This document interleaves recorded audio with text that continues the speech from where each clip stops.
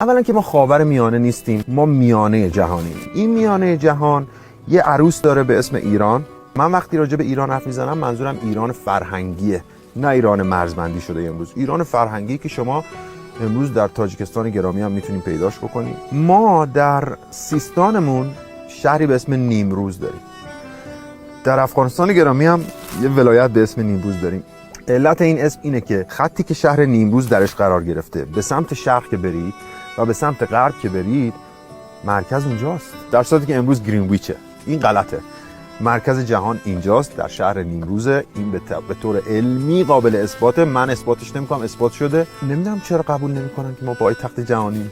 و بعد یه ویژگی‌های جالبی در این ملک وجود داره که هیچ جای دیگه نیست.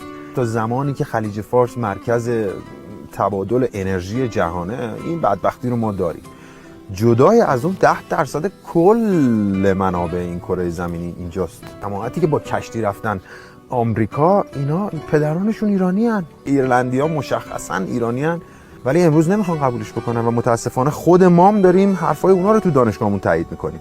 شما هر چی رو نگاه بکنین ریشه‌شو در غرب میدونن.